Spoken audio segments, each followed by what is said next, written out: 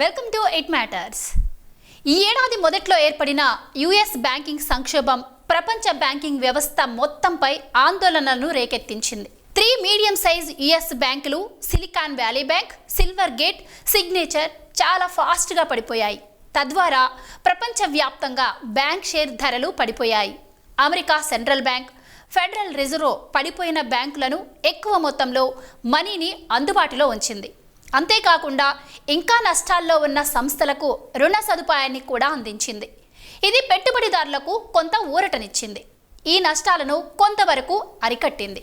కానీ కొన్ని వారాల తర్వాత మరో యుఎస్ బ్యాంక్ ఫస్ట్ రిపబ్లిక్ టోటల్గా కుప్పకూలింది.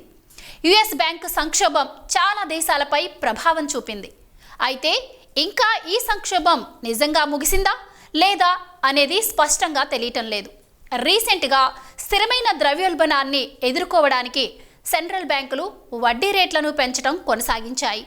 జూలైలో ఫెడ్ తన కీలక వడ్డీ రేటును 5.5% పెంచింది.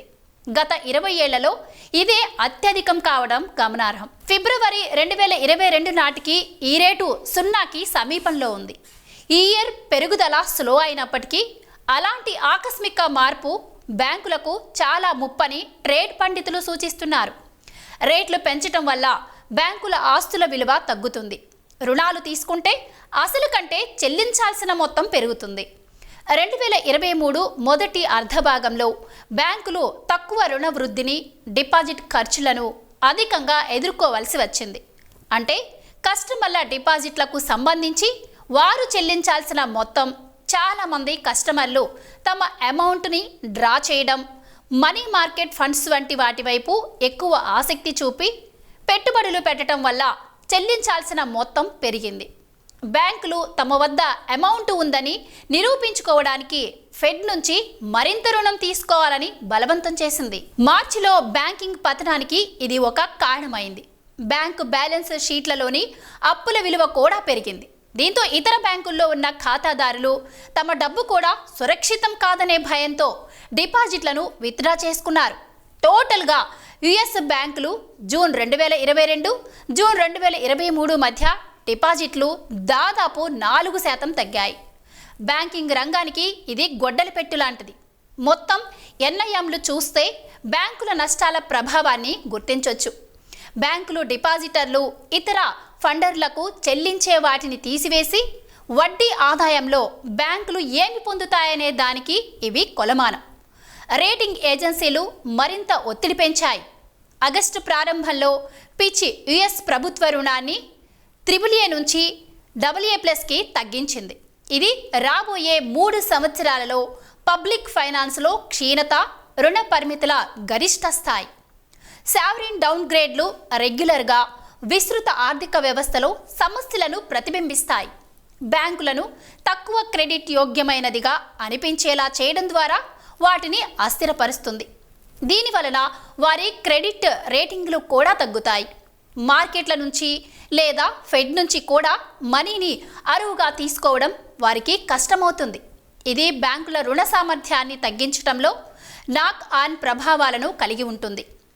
పిచ్ ప్రకటన వెలువడిన వారం తర్వాత మూడీస్ 10 యుఎస్ మధ్య తరహా బ్యాంకుల క్రెడిట్ రేటింగ్లను తగ్గించింది. పెరుగుతున్న ఆర్థిక నష్టాలు, వాటి లాభాలను దెబ్బతీసే citing spaces, bank of New York Mellon, state స్ట్రీట్తో సహా పెద్ద బ్యాంకులు భవిష్యత్తులో డౌన్ గ్రేడ్ అయ్యే ప్రమాదం ఉందని హెచ్చరించింది. మిగతా ఏజెన్సీలు S&P గ్లోబల్ రేటింగ్స్ కూడా ఆ తర్వాత దానిని అనుసరించింది. పిచ్ కూడా అదే విధంగా చేస్తామని బెదిరిస్తోంది. ఇవన్నీ చెప్పిన తర్వాత యుఎస్ బ్యాంకులకు సానుకూలతలు ఏర్పడ్డాయి. వడ్డీ రేట్లు, బ్యాంకు డిపాజిట్లు రెండూ రాబోయే నెలల్లో స్థిరీకరించబడతాయని అంచనా వేస్తున్నారు. బ్యాంకుల లాభదాయకత మొత్తం క్షీణించినప్పటికీ పెద్ద బ్యాంకులు రుణాలపై అధిక వడ్డీని వసూలు చేయడం ద్వారా మెరుగైన మార్జిన్లను నివేదిస్తున్నాయి. ఈ బ్యాంకుల్లో కొన్ని సంవత్సరం తర్వాత డీల్ మేకింగ్ను పెంచడం వంటి వాటి నుంచి కూడా ప్రోత్సాహాన్ని ఆశిస్తున్నాయి. అలాంటి సంకేతాలు బోర్డు అంతటా మరింత స్టెబిలిటీని తీసుకురావడానికి సహాయపడతాయి. ఐరోపాలో బ్యాంకులు ఇటీవలి సంవత్సరాలలో తగ్గిన డిపాజిట్లు, నికర వడ్డీ మార్జిన్లను చూశాయి. యూకే బ్యాంకులు EU బ్యాంకుల కంటే కొంచెం అధ్వానంగా ఉన్నట్టు కనిపిస్తున్నాయి. వారు తమ బ్యాలెన్స్ షీట్లలో రెసిలియంట్గా ఉంటారు. వారి డిపాజిట్లు ఐరోపాలో ఉన్నంత స్థాయిలో తిరిగి పొందలేదు.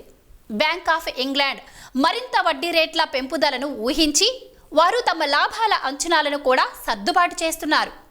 యుఎస్ బ్యాంకింగ్ రంగాన్ని బలోపేతం చేయడానికి రెగ్యులేటర్స్ పెద్ద యుఎస్ బ్యాంకులు కలిగి ఉండవలసిన కనీస క్యాపిటల్ లెవెల్స్ మరింత పెంచాలని యోచిస్తున్నాయి.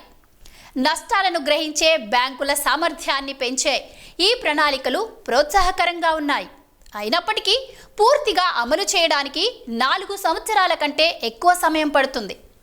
బాసెల్ II అంతర్జాతీయ బ్యాంకింగ్ నియామకాలు 2004లో ఇదే ముగింపుతో ప్రవేశపెట్టబడ్డాయి. అయితే ప్రపంచ ఆర్థిక సంక్షోభాన్ని నివారించడానికి వాటిని సకాలంలో అమలు చేయలేదు. ప్రస్తుతానికి యుఎస్ బ్యాంకింగ్ వ్యవస్థ ఆర్థిక వ్యవస్థలోని షాకులకు, జనరల్ డిజాస్టర్స్కి గురవుతుంది. ఈ సంక్షోభం ఇప్పుడే ముగిసిందని చెప్పలేము. స్పష్టంగా చెప్పాలి అంటే ఇంకొన్ని నెలలు ఆగాల్సిందే.